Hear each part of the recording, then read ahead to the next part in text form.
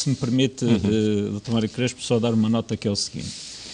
Eu acho que este assunto, sob o ponto de vista da sua densidade técnica, levar-nos-ia muitos dias de discussão. A questão que se coloca é que se instalou na opinião pública uma dúvida metódica relativamente a tudo isto. Primeira dúvida, que há um documento que coloca um ex-membro do governo, que agora está de missionário, em reuniões no gabinete do então Primeiro-Ministro José Sócrates e que supostamente estaria a vender, e vou citar, se me permite, aquilo que se disse na sua apresentação, swaps ou instrumentos financeiros, não só esta instituição financeira, mas outras, a mascarar a dívida, mas destinadas a mascarar, a esconder, já ouvi adulterar, maquilhar, dissimular. Os adjetivos têm sido muitos. E estão corretos na maior parte dos casos? Eu julgo que sim.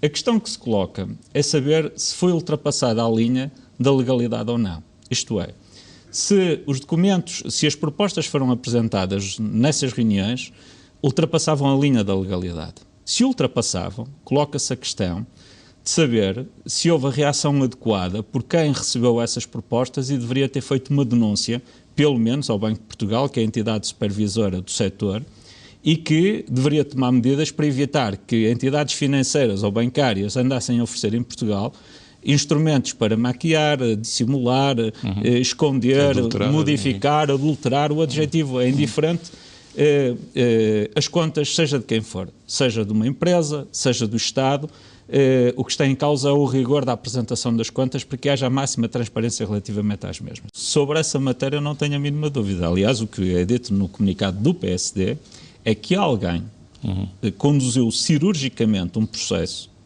contra o secretário de Estado missionário e que esse alguém entregou documentos à imprensa que tinham sido adulterados.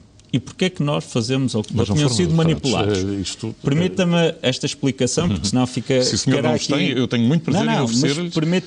Permita-me esta explicação. Repare que assim que veio agora, depois desta nossa reação, dar a conhecer de forma mais completa a razão pela qual há documentos diferentes que estão agora a ser confrontados. E julgo que só acontece esta oportunidade de esclarecimento pela ação jornalística da SIC e, obviamente, por esta explicação adicional. A verdade é que, face aos documentos que estão apresentados e que o Ministério das Finanças, o PSD, baseou a sua posição naquilo que é a informação oficial do Governo, nomeadamente através daquilo que foi veiculado pelo Ministério das Finanças ontem, sobre os documentos em presença. Permita-me uma nota que é o seguinte. A questão de fundo de tudo isto é saber se estas propostas tinham ou não tinham a tal intencionalidade de mascarar, de adulterar, de falsear as contas públicas. Permita-me falsear não está lá, obviamente, mas que poderia ser mas inscrito. Era o resultado. Isto é em tradução, porque elas estão em inglês, mas é em tradução que poderiam ser inscritas fora do perímetro orçamental com algum sucesso. Julgo que todos nós temos consciência que ficará sempre aqui uma dúvida existencial se isto não for esclarecido. Eu julgo que é de grande utilidade para a democracia que quem tem competência sobre esta matéria possa esclarecer isso. Deixe-me sobre a doutora Manuela Ferreira Leite e permita-me que eu faça aqui um apontamento. A doutora Manuela Ferreira Leite fez uma operação que foi vender dívida.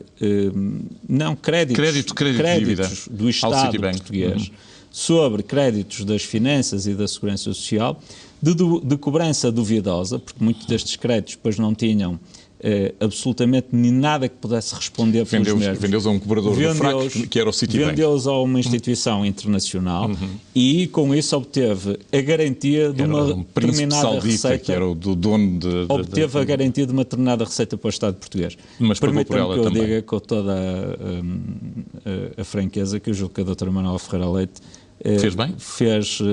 Foi uma grande gestora dos interesses públicos portugueses e teve na governação, nas diferentes missões governativas, particularmente no Ministério das Finanças, teve sempre um desempenho Não está em questão, a questão é os...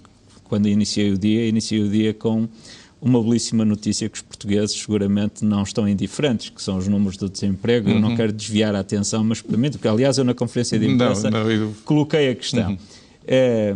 Há quem diga que é conjuntural, esse é o argumento e é... Eu acredito, obviamente, aceito que há aqui um efeito de sazonalidade, mas que é uma excelente notícia e tentar desvalorizar essa notícia é algo que me parece desadequado. Repare, porque não é esta notícia isoladamente que interessa.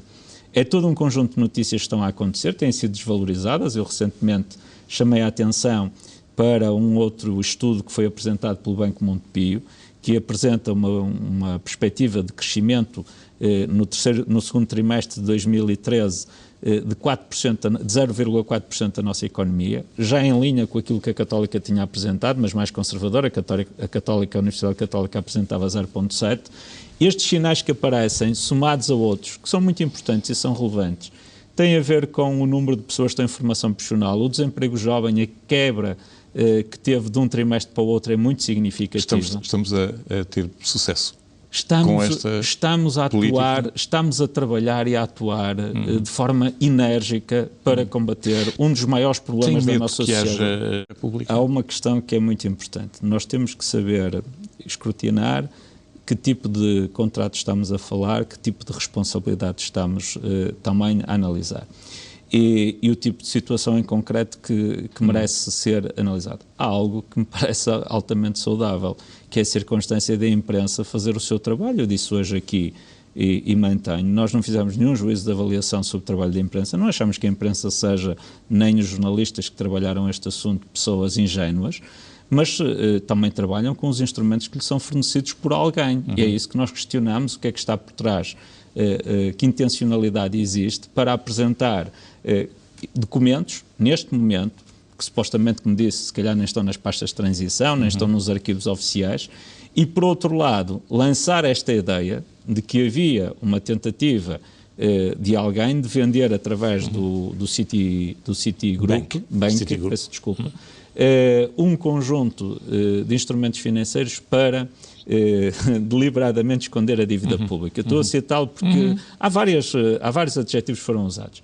Importa saber se isso é verdade ou não, se aqueles documentos, estes documentos, os tais oficiais que existem, os oficiosos que supostamente não estarão nos arquivos, mas aparecem agora, se estas propostas constituem ou não uma tentativa de defraudar o Estado. Isso constitui, nós temos que ter uma avaliação por parte das instituições competentes, sem fazermos previamente um julgamento das personalidades. Diga-me só.